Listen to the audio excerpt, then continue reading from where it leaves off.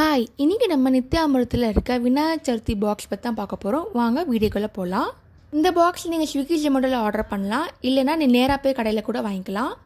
நீங்கள் நேராக போனீங்கன்னா 549 + டேக்ஸ் ஆகும். இதே நீங்கள் ஸ்விக்கியில் ஆர்டர் பண்ணிங்கன்னா 699 + GST போடுறாங்க. இப்போ பாக்ஸ் ஓப்பன் பண்ணியாச்சு. ஃபஸ்ட்டு சுண்டல் வச்சுருக்காங்க, கருப்பு சுண்டல், அப்புறம் அவல் வச்சுருக்காங்க, அதுக்கப்புறம் வெல்லம் வச்சுருக்காங்க. நெக்ஸ்ட்டு கொழுக்கட்டை பார்க்கலாம். மொத்தம் 10 கொழுக்கட்டை இருக்குங்க. நல்ல ஃபினிஷிங் எல்லாம் இருக்குது.